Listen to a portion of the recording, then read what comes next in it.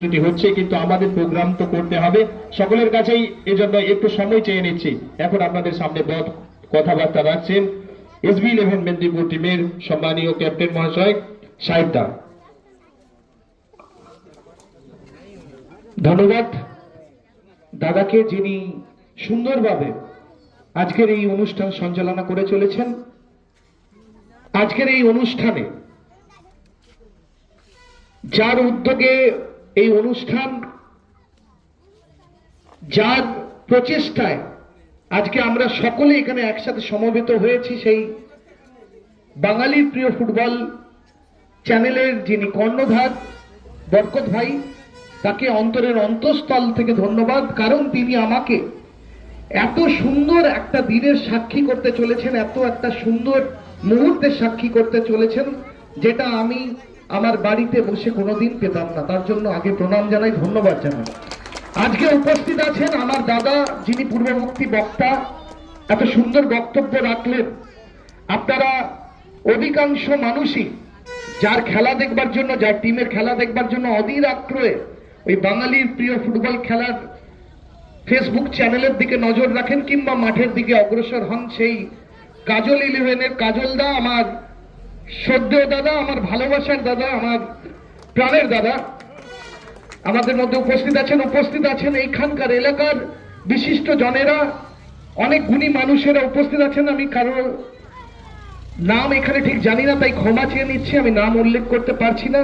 প্রত্যেকে যারা উপস্থিত আছেন, যারা মা বোনেরা উপস্থিত আছেন, যারা আজকে রোজা রেখেও এখানে বসে আছেন আমাদের মধ্যে, যারা ভাই তারা উপস্থিত আছেন, মাইকের শব্দ যতদূর যাচ্ছে প্রত্যেককে যথাস্থানে প্রণাম, ভালোবাসা ও সম্মান জানিয়ে আমি দু চার কথা বলবো। কারণ আজকের যে অনুষ্ঠান, তাতে দু চার কথা না বললে নয়। একটা মানুষ যখন স্বপ্ন দেখে, একটা মানুষ যখন চেষ্টা করে, সেই চেষ্টা যদি মন থেকে হয়, সেই চেষ্টা যদি সত্যিকারের হয়ে থাকে, তাহলে ফলাফল পেতে বাধ্য। সেটা প্রমাণ করে বাঙালির প্রিয় ফুটবল খেলার চ্যানেল আজকে আপনাদের এই উপস্থিতি। SB11 একদিনে তৈরি হয়নি, কাজল 11 একদিনে তৈরি হয়নি। কোনো টিমের কর্ণধার বা কোনো মানুষ বলতে পারবে না যে তারা একদিনে সেই জায়গা পৌঁছে গেছে। তার জন্য থাকে পেছনে অনেক প্রচেষ্টা, অনেক পরিশ্রম, অনেক হাড় ভাঙা পরিশ্রম, অনেক ঘাম ঝরানো পরিশ্রম, যেটা আপনারা প্রত্যেকে করেছেন আর করে চলেছেন।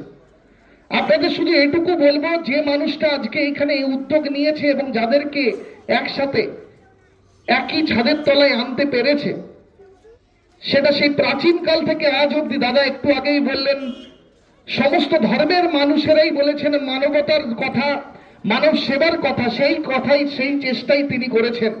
আজকে মানুষের মধ্যে কিছু ভালোবাসার ভাগ করে নেওয়ার জন্য যে চেষ্টা, তা সত্যি কুর্নিশ জানানোর জন্য। হয়তো তিনি এই টাকা দিয়ে নিজের কিছু স্বাদ আহ্লাদ পূরণ করতে পারতেন, হয়তো তার মা বোনের বা শুধু নিজের বাবার জন্য কিছু কিনে নিয়ে যেতে পারতেন, কিন্তু সেটা না ভেবে তিনি সর্বধর্মের কথা ভেবে, সমস্ত মাদের কথা ভেবে, সমস্ত পিতাদের কথা ভেবে তিনি তাদের মুখ হয়ে হাসি ফোটাতে আজকে এই প্রচেষ্টায় অগ্রসর হয়েছেন। তার থেকে বড় প্রচেষ্টা আর কিছু হতে পারে না। কারণ আজকে যারা মাদের মুখে হাসি ফুটবে, ওপরওয়ালা খুশি হবে, আর ওপরওয়ালার খুশির পর ফলাফল এই বাঙালির প্রিয় ফুটবল থেকে আরম্ভ করে এই প্রত্যেকটা মানুষের উপর পড়বে। কারণ ওপরওয়ালা আমাদের ভাগাভাগি শেখায়নি, ধর্মের ভেদাভেদ শেখায়নি। যে সূর্য আজকে এই আলো দিচ্ছে, সেটা একটা হিন্দুর ঘরেও আলো দিচ্ছে, একটা মুসলমানের ঘরেও দিচ্ছে, একটা খ্রিস্টানের ঘরেও দিচ্ছে। বৃষ্টি যখন হয় তখন ভাগ করে পড়ে না, যেটা হিন্দুর ঘরে পড়বে ওটা মুসলমানের ঘরে পড়বে। যে বাতাসটা আমরা নিঃশ্বাস নিচ্ছি, সেটা হিন্দুর ঘর দিয়ে হিন্দুর ছেলে নেবে না মুসলমান ছেলে নেবে, ভাগ করে না। নদীর যখন জল বয়ে যায়, যে জল আমরা ঘরে নিয়ে আসি, সেই জল কোনো হিন্দু মুসলিম ভাগাভাগ করে না। করে কিছু সাম্প্রদায়িক মানুষ, যারা কখনো মানুষকে ভালো রাখতে চেষ্টা করে না, ভালো রাখতে দিতে চায় না। তাই আজকে যে ফুটবল চ্যানেলের মাধ্যমে তিনি যে কাজটাই করছেন, তাকে কোনো অংশে কোন সমাজ সেবার যে উচ্চস্তরের কাজগুলো হয় তার থেকে কম ভাবা চলবে না। কারণ ফুটবল খেলা এমন একটা খেলা যেখানে ছোট থেকেই মানুষদের শেখানো হয় এখানে ধর্মীয় ভেদাভেদ চলে না, একসাথে টিম স্পিরিট তৈরি করতে হয়। ফুটবল খেলার মাঠ মানুষকে হেরে গিয়ে আবার জিততে শেখায়। অনেক জায়গায় কাজল 11 2 গোলে পিছিয়ে থেকে পরে 3 গোল শোধ করে জিতেছে, অনেক জায়গায় এসবি 11 3 গোলে এগিয়ে থেকে হেরে গেছে। তার মানে বোঝায় যদি আমরা শেষ মুহূর্ত অব্দি চেষ্টা করি আমরা জীবন যুদ্ধে জয়ী হতে পারবো। সেটা যে কোনো যুদ্ধই হোক না কেন, যে কোনো খারাপ সময় হোক না কেন, আমরা জয় লাভ করতে পারবো। ফুটবল খেলা শেখায় যদি আমরা পড়েও যাই আবার উঠতে পারি, আবার পিছিয়ে থাকলে আবার জিততে পারি। সেটা কোনো ইউনিভার্সিটি, সেটা স্কুল কলেজ শেখাতে পারে না, সেটা মাঠ শেখায়। তাই মা বোনেদের ভাইদেরকে অনুরোধ করছি, দয়া করে আপনাদের ছেলেদেরকে খেলার দিকে, খেলার মাঠের দিকে অগ্রসর করুন। কারণ খেলার মাঠের দিকে যদি অগ্রসর হন তাহলে এই রকম ধরনের ছেলে জন্মাবে, যে ছেলেরা ফেসবুক করে হোক, ইউটিউব করে হোক, মাঠে গিয়ে ঘাম জড়িয়ে হোক, যে টাকা উপার্জন করবে তাতে দেশের কথা ভাববে, সমাজের কথা ভাববে, আপনাদের কথা ভাববে, আমাদের কথা ভাববে। আপনাদেরকে অনুরোধ করছি আগামী দিনে ইনার পাশে থাকুন, বরকত ভাইয়ের পাশে থাকুন। যারা যারা নতুন ইউটিউব চ্যানেল করছেন, যারা যারা নতুন পাড়া থেকে, এই এলাকা থেকে ফুটবল খেলতে চাইছেন তাদের পাশে থাকুন। আগামী দিনে তারা ভবিষ্যৎ গড়বে। আগামী দিনে এই চনকয়তলা থেকে, এই জায়গা থেকে এমন কিছু মানুষ উঠবে যারা আপনাদের নাম যেমন মেদিনীপুর থেকে শুরু করে বাংলার বুকে ছড়িয়ে দেবে, সেরকম তাদেরকেও আজকে ফেসবুক চ্যানেলে দেখার জন্য অধীর আগ্রহ গোটা বাংলার মানুষ বসে থাকবে। শুধু এটুকু বলবো, এই ফেসবুক চ্যানেলগুলোর মাধ্যমে আমাদের কি সুবিধা হয়েছে শুধু দুটো কথা বলে আমি শেষ করব, কারণ অনেকেই অধীর আগ্রহে বসে আছেন। আজকে থেকে যদি আমরা 5-6 বছর পিছনে যেতাম তাহলে ফুটবল মানেই লোকে বুঝতো ইস্ট বেঙ্গল, মোহনবাগান আর মোহামেডান।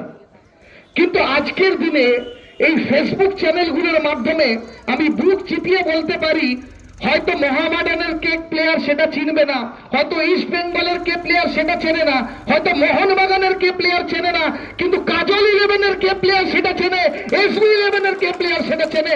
এটা শুধুমাত্র এই ইউটিউব আর ফেসবুক চ্যানেলগুলোর মাধ্যমে হয়েছে। শুধু বোঝাচ্ছে মানুষকে, এটুকু বোঝাচ্ছে যে শুধুমাত্র ইস্ট বেঙ্গল খেললেই বড় কিছু হওয়া যায় না, মোহনবাগান খেললে, হ্যাঁ লক্ষ্য হওয়া উচিত আমরা খেলবো ইস্ট বেঙ্গল মোহনবাগান, কিন্তু যদি আমরা না পাই তাহলে মোহনবাগানে না খেলার পরেও কাজল 11 খেলেও আমরা ফেমাস হতে পারবো, অর্থ উপার্জন করতে পারবো, সেই অর্থের মাধ্যমে আমরা ঘর চালাতে পারবো, আমরা এসবি 11-এর মাধ্যমে আমরা বাড়ি থেকে আর চালাতে পারবো এবং ততটাই আমরা সাফল্য লাভ করতে পারবো। তাই বিশেষ আর বক্তব্য দীর্ঘায়িত করব না। আপনারা যারা উপস্থিত হয়েছেন, যে সকল মানুষ বরকত ভাইয়ের চ্যানেলকে সাহায্য করেছেন আমি দেখেছি, প্রত্যেকটি কর্মকর্তা যাদেরকে উনি অনুরোধ করেছেন প্রত্যেকে নিজের স্বার্থ মতো করেছেন, তাদের প্রত্যেককে আরেকবার ধন্যবাদ জানাই, প্রণাম জানাই। আগের বার পরের বার কিছু নয়, যা হবে এই মুহূর্তে হবে। দাদা বলেছেন পরের বছর বড় করে করতে হবে। এই মুহূর্তে আমি আপনাদের সকলের সামনে প্রতিজ্ঞা করলাম, যদি বেঁচে থাকি, যদি এসবি 11 থাকে, তাহলে পরের বছর আরো বড় আকারের এই অনুষ্ঠান হবে, মানুষের পাশে থাকবো। এই কথা দিয়ে আপনাদের প্রত্যেকের কাছে আজকের মতো আমার বক্তব্যের বিদায় নিলাম। প্রত্যেককে আরেকবার যথাস্থানে প্রণাম, ভালোবাসার সম্মান। ভালো থাকবেন, সবাইকে নমস্কার, ধন্যবাদ।